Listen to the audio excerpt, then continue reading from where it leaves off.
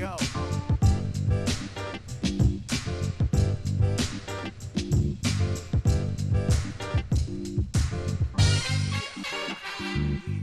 Love is in the air. Everywhere I look around, love is in the air. Every sight and every sound. Who knows that song? Love. Nothing personal word of the day. May the 3rd be with you. Why is love the word of the day? Because the biggest news since last week, not the draft, not baseball, not basketball. The biggest news is Aaron Rodgers and the Green Bay Packers heading toward what can only be described as a DOC, a divorce of convenience. Who's it convenient for? We got to break it down because I got a few things to say about what's going on. And it has nothing to do with Aaron Rodgers going to the Kentucky Derby. It has nothing to do with Shailene Woodley being Yoko Ono and not liking Green Bay. I tweeted that. That was fun. Of course, that's not why Aaron Rodgers doesn't want to play for the Packers. It has nothing to do with Shailene not having nice restaurants in Green Bay. It has nothing to do with Shailene and her friendship with Miles Teller, that great actor from Whiplash and all the other great movies he's been in. Thank you for your service. Nope. Nothing to do with AJ Hawk or Pat McAfee or even Brady Quinn, whose sister is married to AJ Hawk. It has nothing to do with any of that. It has to do with love. All you need is love. Na, na, na, na. It's a double song day. So let me take it back last year. Green Bay Packers, second round. Was it second round, Coca? I'm not a draft guy. First round, second round. They take this quarterback, Jordan Love. Aaron Rodgers is upset. He needs help, wants help, deserves help. He hadn't yet won the MVP last year. He hadn't yet gone to the NFC Championship. This was last offseason. He was upset that he was not being heard or consulted. Bad communication. They have a GM there, been there a couple of years. Wasn't talking to Rodgers. What exactly would you say? Hey, Aaron, we're thinking of drafting your heir apparent like we drafted you to be Brett Favre's heir apparent. Could have said that. Would you be that honest with one of your players? Absolutely not. After the fact, you say, like the GM has been saying, we should have spoken more. We should have let him know what we were doing. Do you think they just thought of that? Do you think they're only thinking of that because of the response that Aaron Rodgers had last year going into this year? Absolutely not.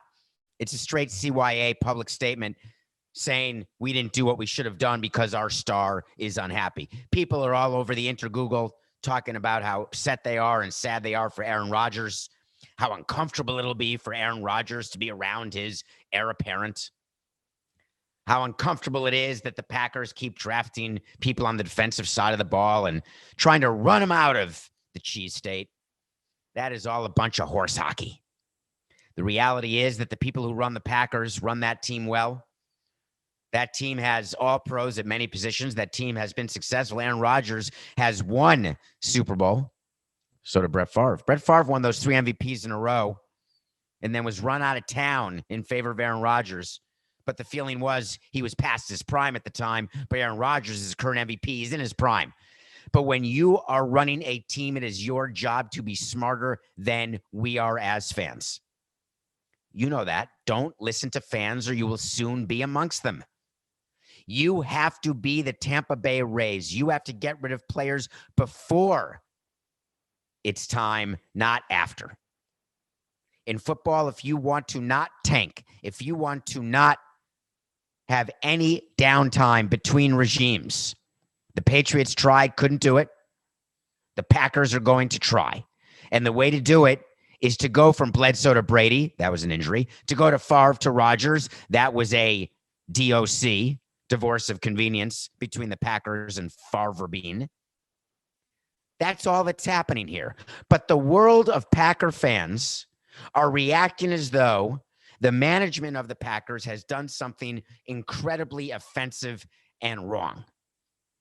And then on draft day, which was this past week, rumors are Aaron Rodgers being traded. Deal in place, Aaron Rodgers to the Denver Broncos. Aaron Rodgers told his teammates, I'm not coming back. Do you know how teammates leave at the end of a season? So you play your last game of a season, and some people who are taken out of the game actually leave the clubhouse, get permission to leave the clubhouse. If you end on the road, they don't have to fly with the team. The collective bargaining agreement in baseball says if your team ends on the road, you have to provide a private plane charter back to the home city. Most players don't live in the home city, so they don't want to take a plane back to the home city. If you're playing in Colorado and they live on the West Coast, they just fly on their own to the West Coast, and you do not have to pay for it. If you end at home, obviously there's no flight anywhere else. The players just disperse. Players often ask for permission if they're taken out of the last game of the season. Can they just leave? We say yes. See you later. They don't sit around talking to their teammates, talking about the season that was, the season that wasn't. When you lose your last playoff game the way the Packers did, you walk into a silent clubhouse, have a silent ride back, come in the next day, grab your crap, and get out. There's no talking by Aaron Rodgers to his teammates. Hey, guess what? I'm giving you an extra hug, extra high five, because I'm not going to be back. That's just not how it happens. Aaron Rodgers didn't text all of his players, his whole offensive line, wide receivers, tight ends, running backs, fullbacks, cornerbacks, and say, I'm not coming back because love is in the air. Everywhere I look around. He didn't do any of that. Aaron Rodgers was angry when they drafted Jordan Love. He channeled that anger into an MVP season. He continues to be angry because he has forgotten from whence he came. He was the beneficiary of a DOC, and now he's the casualty of a DOC. Except what Packer fans are not focusing on, and they must, is that it makes 0 sense for the Packers to trade Rodgers now. There are salary cap reasons. There are competitive reasons. Jordan Love's only been behind him for a year. And even if Aaron Rodgers is an absolute baby and does not help him, Jordan Love will learn by osmosis. Remember what we told you when the Aaron Rodgers trade thing came up? I think it was a wait to see that he's not going to get traded. If they trade him before June 1st, it'll be a $31.6 million cap hit. It's not happening. If they trade him after June 1st, it's only a 14.4 cap hit in 21, but then another 17 in 22. So you're splitting up the cap hit, which is still $31.6 million. Keep in mind, though, that Green Bay has a terrible cap situation and they don't want dead cap. When they picked up Aaron Rodgers' option this past offseason, it was done for a reason. Coca, did I have that wrong? Didn't they pick up an option without giving him an extension? I believe they did. So where do I conclude? Whose side am I on? I'm not really taking sides on this one. I'm just telling all Packers fans to keep calm and carry on. They're not going to trade him this year, no matter how upset he is, and he's going to play just fine. He's a little bit past his prime, but he obviously had a great year last year. The team is just as good. They have a chance to be good again in 2021. Jordan Love will have another year under his belt. And for all of you who are so DBR, despondent beyond repair, that Favre was moved, look how you did with Rodgers. How do you know that Love will not be in the air for you? The answer is you don't. Does the front office of the Packers, have they earned your trust? Ask yourself that. With their performance, have they earned the right to say that they know more how to build a team than you do? That they know more about what to do with Aaron Rodgers than you do? That they know more about Jordan Love's capabilities than you do? That they know more about the draft than you do? I'm just asking. One of the great things about sports that always made me smile is that everyone assumed that they could do their job better than I could, and only 80% of you were correct. The other 20% I nailed. I could do way better than you did. But think about it. Let's pretend that you're all fans. Let's pretend that there are factors that you don't know about, that there's scouting you don't know about, that there's other indicators that are looked for by scouts. And the reason I know this is that in baseball, every parent's a scout, every fan's a scout, and not one of them knows one thing about scouting. Every president and owner thinks he's a scout, and we don't know one thing about scouting. If you don't go to scout school and learn how to be a scout, you don't know what to look for. You don't know how to project. You just look at a guy and say, ooh, that ball went far. Wow, he just threw a 60-yard dart right during a workout. Holy crap, he did a 4.340. That's our guy. It's absurd. Look, oh God, did you see that, Coca? What just went right by my window? Some guy doing a 40-inch vertical leap. Draft him. GMAB, please. So 3 days later, the Green Bay Packers story is now over. Don't worry about his teammates. Don't worry about going to the Derby with some teammates and AJ Hawk. That's the guy he knows from the McAfee show who is a former Packer. Just know this. The Packers will do everything they can to win year in and year out because winning in Green Bay, that's everything. So I'm going to give you an official wait to see, and we'll revisit it. I promise you that. Aaron Rodgers will not be traded prior to the 2021 season. Wait to see. Wait to see.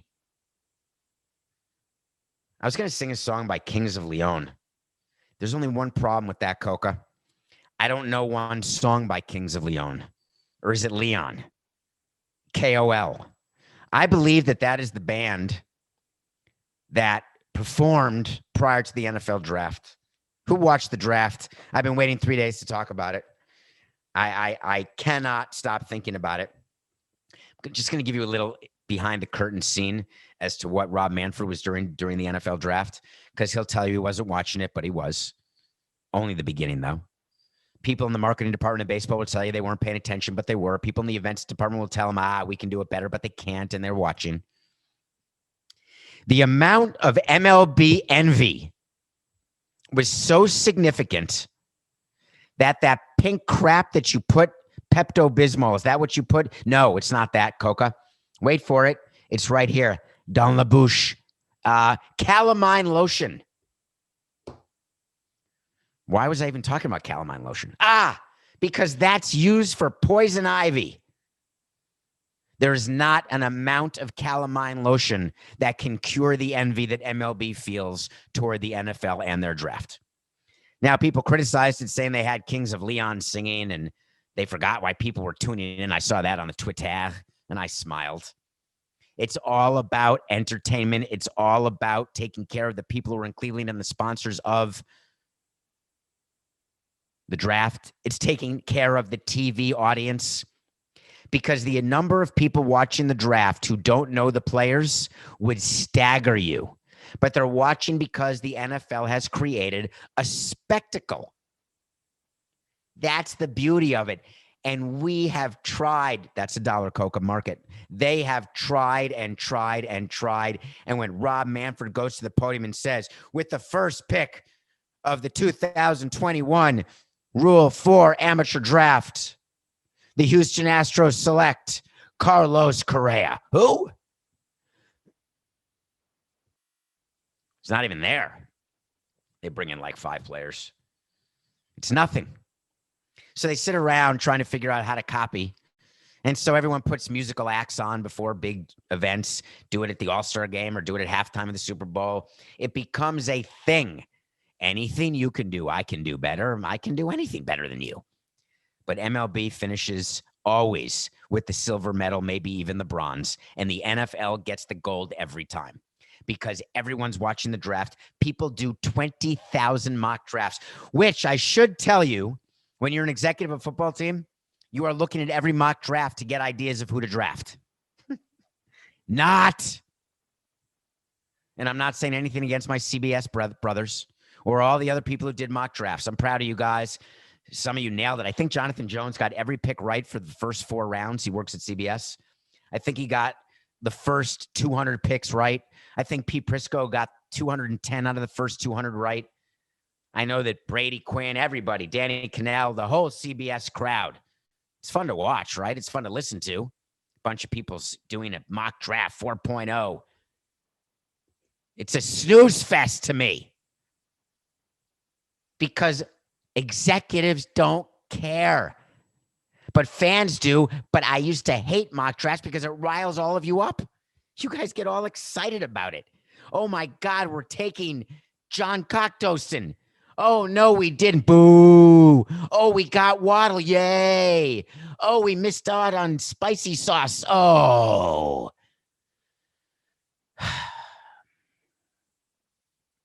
That's it. I'm moving on. All right, Coca. I'm moving on. I'm moving on. Did you read? I read a bunch of things. I've been watching a lot of baseball, and I've noticed something that I couldn't wait anymore to discuss.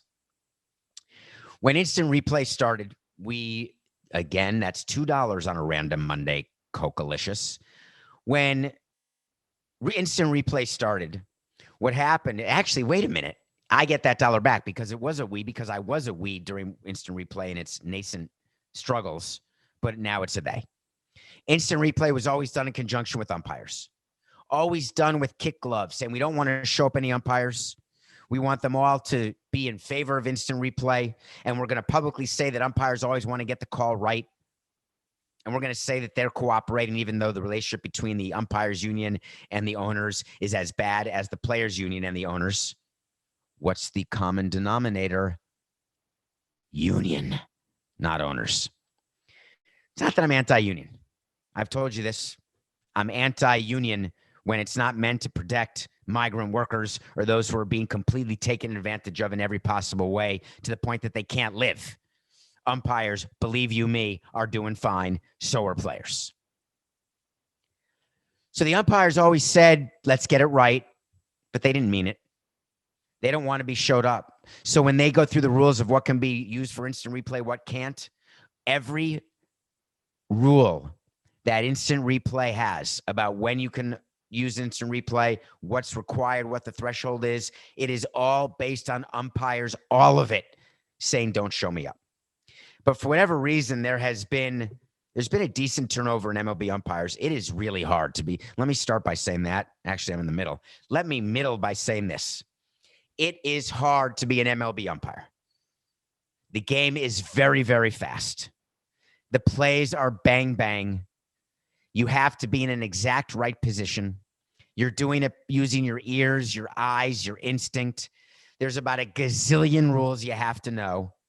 And they always have to be in your mind. You have to pay attention to everything that's going on in the field and also see if the pitcher's balking. So there's so many things an umpire's doing, but the umpires are struggling. This year has been so much more glaring than in other years. We saw the Mets game end on a Michael Conforto hit by pitch, which shouldn't have been. We saw the Brewers pitcher Godley get called for an interference that was clearly not an interference against the Marlins. We've seen mistakes in the base paths where umpires are calling players in the path or out of the path when they're in the path or out of the path, but the opposite. And so the question is, there was an interference call the other day. I don't know if you remember that. I don't remember the game, but they called an interference at a very bizarre time, and I think it was called by a pretty veteran umpire, and there was not one angle I could tell was interference. I've been thinking to myself, what do we do about this situation? Because it's getting serious. And it's second level of serious. The first level is competitive integrity, making sure your umpires or referees are not betting on the games that they're umpiring or reffing, right? You don't want another Tim Donaghy of the NBA. You want no umpires betting, no matter how much baseball is accepting betting, no matter how much umpires may bet on other sports, may not. I'm not saying, not because I'm not saying, because I actually don't know. I've never talked gambling with an umpire. I would never talk gambling with anyone in baseball. We would never talk about the lines. We'd never talk about any sort of gambling sports betting when I was in baseball. So the umpires have a situation where, with the turnover, with the extra attention being brought on them, that there's going to be a point of inflection here. They're trying robotic umps at home plate in lower leagues, non-affiliated leagues. They're trying to make plays easier by making bases bigger. They're going to try to do something with instant replay. I promise you that. Because what Rob Manfred has to do before it's too late is to take the bull by the horns and say, we cannot accept the mistakes that are being made, and we have the ability to fix them. And the way to fix them is with fast instant replay, tennis-style instant replay, where there is a decision made within seconds. Yes, interference, no interference. Yes, out of the base path. No, in the base path. Yes, HBP. No, HBP. Yes, fair. No, foul. Even if it means investing in putting the lines all the way down the line, the same thing that tennis has, where you have a camera because it can be done, where you can show whether a ball touched the line or not, where you have a camera angle to see whether there's fan interference or player interference. We've got the technology. In the old days, we didn't have anything. There's now HT. Do you remember back in the day, Coca? You were probably too young for this. When high definition first started, all the television broadcast partners would have a big announcement. They'd call a press conference and say, this year, the Marlins will have 155 games on Fox Sports Florida, and 7 of them will be in high definition. Everyone was so excited about that. 7 games in high def. Now, obviously, every game is high def. There's extra high def cameras. It is the accepted norm now, and there's cameras everywhere. MLB spends so much money on so many things that an investment into making sure umpires get it right matters. Coca wants to join the show. Go ahead, Coca. Say it here and I'll say it there. Put it in my ear and I'll say it. On March 31st, 1998, what happened? NBC affiliate KXAS, I don't know what that is, presented the first non-experimental high-definition broadcast of a regular season game. I'm repeating as he is. An opening day contest between the White Sox and the Rangers. Is that it, Coca? Please tell me there's more. Please tell me you didn't stop the show to talk about the travel habits of Mr. Santiago. When we come back, we're going to review a movie with Benedict Cumberbatch and Mrs. Maisel, and we are going to talk some baseball because the month of April was a very interesting month. We will be right back. Welcome back to Nothing Personal. My name is David. You have found us. Keep telling your friends about Nothing Personal. Thank you for listening to the mailbag episode last week, the sit-downs with Joel Courier and Pudge Rodriguez. Today is Monday, May 3rd. And you are looking live at Nothing Personal. Download, follow, subscribe. When do we stop saying subscribe, Coca? Soon? Download, follow. Nothing Personal. Tell all your friends. Follow us on Twitter at David P. Samson. Instagram if you so choose. Put questions in Twitter at DM. We'll maybe get to them. Review us on Apple. That's too much, right? Debo, too much? All right, let's start with this. Tell your friends to download and subscribe to Nothing Personal. So we watch a movie every day. And I've been watching a ton of movies. I want to talk about a movie called The Courier right now. The Courier stars Rachel Brosnahan, who plays Mrs. Maisel. You may know her from The Marvelous Mrs. Maisel. She plays an FBI agent. And this is a true story where Benedict Cumberbatch becomes a courier during the height of the Cold War. If I say Bay of, do you say pigs? Am I too old now? Coca, do you know what the Bay of Pigs was? How close we were to globo-thermo-nuclear war. The best game is not to play globo-thermo-nuclear war. Getting some war games in today. I'm feeling it, Coca. I'm feeling it, Jerry. So The Courier is about a true story about a random salesman who is asked by MI6, as in James Bond, and by the CIA, as in Rachel Brosnahan, to deliver messages to a Russian general who they had as an informant, and to get messages from the Russian general who was telling on Russia and where they had their nuclear capabilities and when they were aiming for the U.S. from Cuba and what they were developing, etc. Unfortunately, Russia got word of it because this salesman, Benedict Cumberbatch, was spending so much time in Moscow that it had to be suspicious because everybody was suspicious of everyone. If you're an American in Moscow, time and time again back then, it's suspicious. If you're a Russian in America, time and time again, it's suspicious. So this was the height of the tension. And it turns out that there are people who wanted to start a war. And this Russian general wanted to stop it. And this American man tried to befriend the Russian and did. They had a lifelong friendship, except there was prison involved. Benedict Cumberbatch was phenomenal in this movie. Rachel Brosnahan, I have a hard time with because I picture her as Mrs. Maisel. But I did find it interesting. I believe I paid $19.99 plus tax, Coca, and it's worth it. It's called The Courier. It's not a Marvel movie. It is a Cold War spy thriller. So this is our first regular Nothing Personal since the end of April. And this baseball season is 1/6 complete already. That's not nothing. The way we would describe the end of April is as follows. It's still early, but it's late early. It's still late early in May, first week. Second week, it's extremely late early, but early mid. By the end of May, you are mid-mid. In June, you are late mid. In July, it's not early any longer because you've got to decide if you're going to add or subtract at the deadline.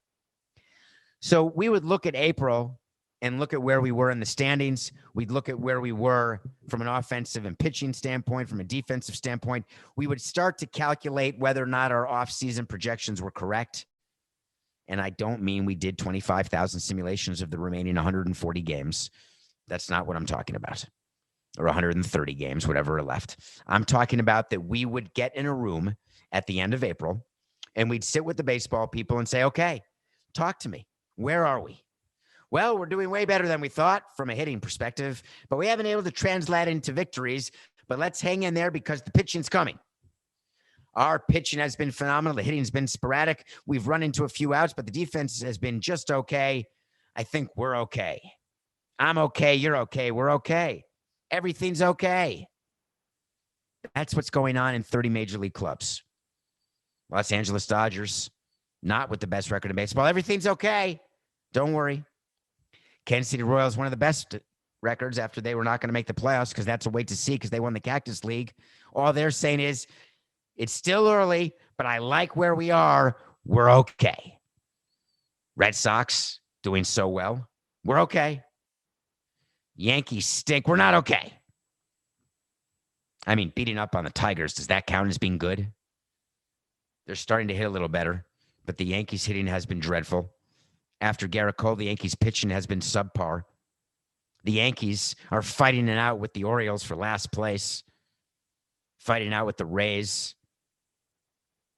It's not how it's going to be at the end of the season.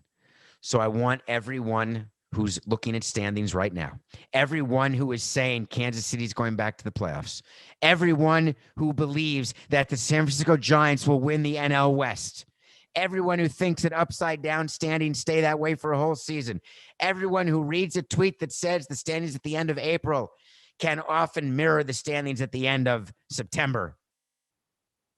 Horse hockey. Nobody in baseball views that. No executive. Be an executive. One time, be an executive. Be realistic. Enjoy the ride. Enjoy what you're going through. But don't for 1 minute think that what's going on in April is meaningful other than it was a fun April. I love how great Kansas City's doing. I love how great Seattle's doing. It's so much fun to have all these different fan bases engaged. I love the Dodgers aren't running away with the NL West. I love that the NL East absolutely stinks. It's supposed to be one of the great divisions. Remember that? They're like struggling to have anybody above 500. Turns out they all stink. Best division in baseball. I said that. NL East is the deepest division. The surprise will be the Marlins finish ahead of the Phillies. I said that. Could still happen. Because it's early. Or did I say it's mid-early? Do you know what is coming true? That is very serious, that gets discussed right about now.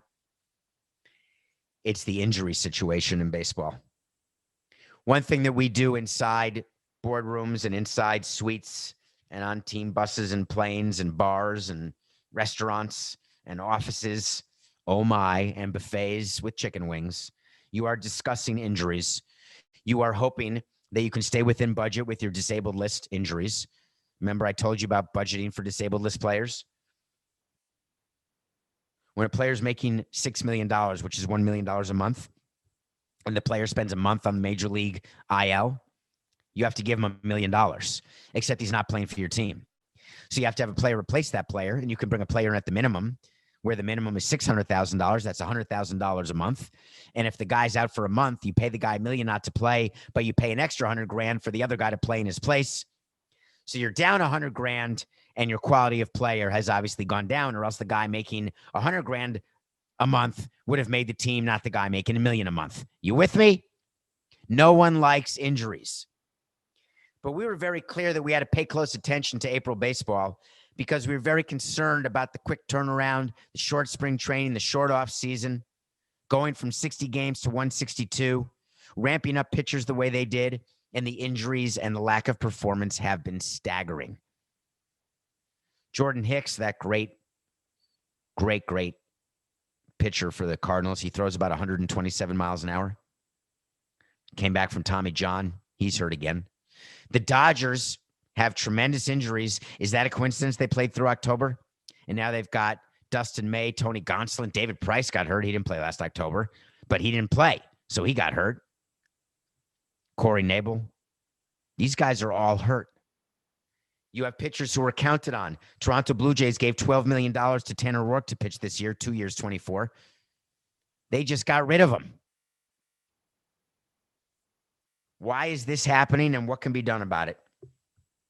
You know why. Now here's the what.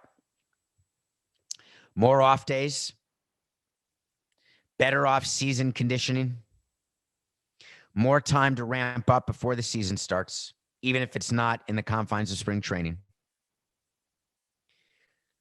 Pitchers need to be up in intensity before the regular season starts because they pretend they are, but they're not during spring training. Then the regular season starts, and all of a sudden it counts, and they're dialing it up. Position players need to get more than 2 innings of at-bats for the first week of spring training, first 10 days of spring training. You're having all these soft tissue injuries. George Springer finally came back for the Blue Jays. You're seeing all these players with hammies, with obliques, shoulders, elbows, knees, shoulders, head, toes. Baseball owners have had enough. Changes are going to happen, folks, and here's what's going to happen, and this is not good for players. At some point, owners are going to say, we cannot afford to pay these players this much money, and they get injured every single time. It's going to lead to a quashing of the higher salaries. Forget the fact that when you sign a player to a long-term deal and they don't perform and you just get booed. I'm talking about players who perform fine, but they just get hurt through no fault of their own. By the way, the booing, I'm talking about Francisco Lindor. The Mets are booing Lindor, Mets fans. I wonder if the owner's booing Lindor. I don't think so because he had ravioli with him. Why do fans boo? I guess it's their right. Someone asked me a question the other day that I thought was interesting. Does Francisco Lindor wish there were no fans because then he wouldn't be getting booed like last year when there were no fans? And my answer was no. Players love getting booed. They love getting cheered. They love fans being at games. They love hearing it. Road players love getting booed. Home players don't love it, but they're okay with it because that means there's engagement. There's no apathy. But if you're a Met fan, what are you doing? You know if he hits a home run, you're going to cheer. Are you booing because you're spending your hard-earned money to watch him play and he's rich and he's having a bad April? But to me, when you boo a player for a bad April or a bad at-bat, it just means you don't understand baseball. Baseball is a game of tremendous failure. And the players have to have the attitude that failure is the norm. Failure is going to happen 70% of the time if you're good. 60% if you're Trout. That's a lot of failure. I hope when you boost for 60% of the outcomes that you cheer for the 40% or the 30%. And if you do, then do you wonder why the players don't focus on it? We'll see what happens going forward. But if I'm still owning a team, I am making it very clear that changes are coming. And the changes are going to come in the form of long-term deals. You're going to have a lot more short-term deals where if an injury happens, you can write it off and move on and not have a going forward liability. You're going to see smaller guarantees with larger incentives where players have to stay healthy in order to get paid. All of those things are coming because the injuries are so significant in baseball. And it's only May 3rd. It's going to get way worse. What's getting better is the Nothing Personal Pick of the Day. Who remembers way back to Tuesday night, April 27th, We said the Red Sox would beat the Mets, and they did. 55-39, back to 16 over. We talked about the Royals a little bit, how well they're doing. Great at the top of the lineup. If you haven't watched Whit Merrifield play, please do. He's fun to watch. They're a fun little team. And I say little because that's so condescending. I don't mean to say little. They're actually a fun baseball team. I do not believe that they have the ability to win the Central, but that doesn't mean they're not going to be fun to watch all season. However, they are playing way over their heads. The Cleveland Indians are playing only okay, but this seems to be a unique opportunity tonight. I've got the Indians over the Royals. We're going to have a very good value here. So if you're looking for one game, Indians over Royals, nothing personal, pick of the day. I am disappointed, surprised, and upset with today's news, said Roberto Alomar. With the current social climate, I understand why Major League Baseball has taken the position they have. We're going to get back to that, Roberto. My hope is that this allegation can be heard in a venue that will allow me to address the accusation directly. We're going to get back to that too, Roberto. I will continue to spend my time helping kids pursue their baseball dreams. Uh-oh. I will not be making any further comment at this time. But I thought you wanted to be heard in a venue that will allow me to address the accusation directly. Roberto Alomar has a problem. He was banned for life. He got rosed. Roberto Alomar got rosed. Lifetime ban. Where did this come from? Rob Manfred issued the following statement.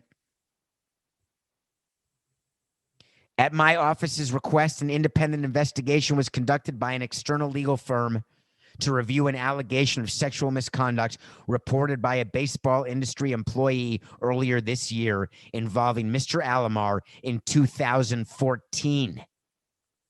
Having reviewed all the available evidence from the now completed investigation, I've concluded that Mr. Alomar violated MLB's policies and that termination of his consultant contract and placement onto MLB's ineligible list are warranted.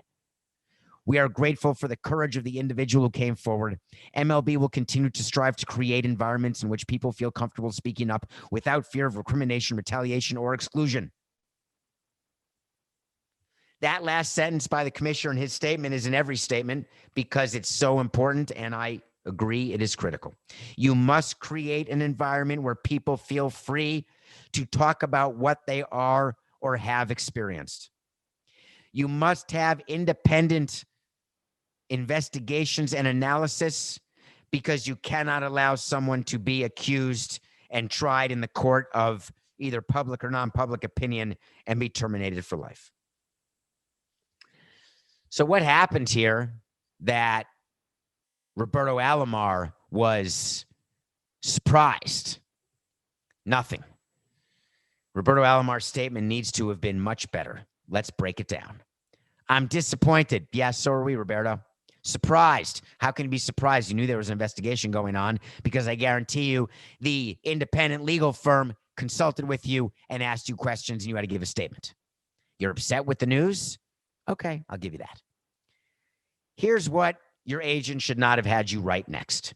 With the current social climate, I understand that is insulting to men, women, and anyone paying attention to the changes that we're trying to effectuate in this world. While it may go without saying, and it may be true that if not for the current social climate, you would have gotten away with whatever it is that you are being accused of and found to have done by the independent legal review of a law firm. Do not say that you are being suspended because of the current social climate. Either say you are being suspended because of the actions you took regardless of the year, or say, I am fighting this to my last breath because I know exactly what I'm being accused of and I didn't do it. The worst I've ever done is spit on an umpire named John Hirschbeck. That's the worst I've ever done.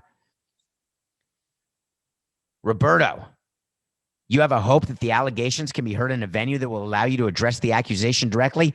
Now's a good time. Are you being sued? Are there legal proceedings forthcoming? Are there criminal proceedings forthcoming? Are you being advised to keep it quiet? If your lawyers advise you not to talk about certain subjects, then the entire statement should be, because of the law, I will have no comment.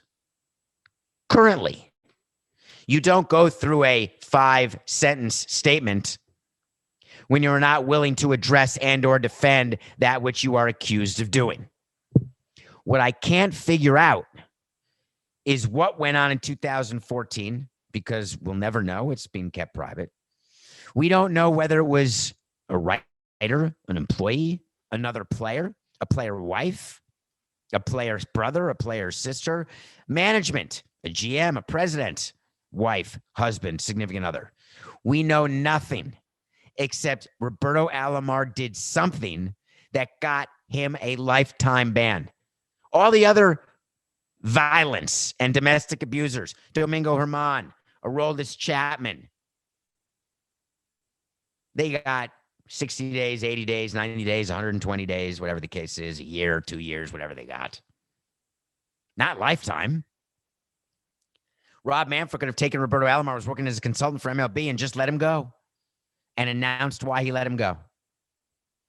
The Canadian Hall of Fame, where Roberto Alomar is a member because he won 2 World Series with the Blue Jays in 92 and 93. Canadian football, 68, 68, 69. The Canadian Baseball Hall of Fame is going to sever ties with Roberto Alomar, but the Cooperstown Baseball Hall of Fame is not. I want to address that for 1 second because it fascinated me. The head of the Baseball Hall of Fame, keep in mind, it is a quasi-independent entity, even though it is funded in large part by baseball. The Hall of Fame said when Roberto Alomar was enshrined in the Hall of Fame, and I want to say it was 2011, Coca, that came before the allegations being discussed here today. That came before the allegations that led to his lifetime ban. He was a player of good standing and eligible for enshrinement when he was enshrined. They buried the lead. That's what the Baseball Hall of Fame is going to go with. They were in good standing at the time. There are a bunch of players who got into the Hall of Fame who were not really in good standing regarding a whole lot of things, from racism to misogyny to sexism to gambling. I'm not exactly convinced that that's the story the MLB Hall of Fame should stick to. I believe the MLB Hall of Fame should have done a very simple statement from Jane Forbes Clark, simply saying, we decided as a board and as an institution that Roberto Alomar's plaque will remain in Cooperstown, but we will be adding the dreaded asterisk to note that he has been banned for life. Why wouldn't they do that? That seems like the perfect response to this situation if you are the Hall of Fame. The reason why they don't like asterisks is they're very concerned about Bonds and Sosa and McGuire and yada and yada and yada and Clemens. If they get into the asterisk business, they need proof, they need facts. It's very different with the steroid guys than with Roberto Alomar. MLB concluded that Roberto Alomar did something that warranted his immediate termination and ban. That has got to be enough for baseball. And we're not talking about a schlepper player here. Roberto Alomar got in his second ballot, 2011. This guy's probably the best second baseman, one of the best second basemen with Joe Morgan, certainly in the top 5 second basemen of all time. That's how good he was. You may not remember him. He played for Cleveland for a long time, for Toronto for a long time, played for a lot of teams at the end of the day, but that's how good he was. So baseball is heading down this slippery slope, and we've got to put the brakes on it. I understand the times that we're in and that there is finally consequences for actions. I'm in. But if we are going to start holding people accountable for actions based on accusations and then prove true by investigations, that's fine. And I'm in agreement. However, You've got to give us more as a public, and you've got to give more leadership to your Hall of Fame. You've got to give more information to writers, because we want to make sure that we understand as a society that we are not willy-nilly canceling people, that we are doing it with a reason, with a purpose, and it is warranted. That's what I'm looking for. Welcome back. Welcome back. Welcome back. Because love was in the air today. That's our show. And remember, it's just business. It's nothing personal.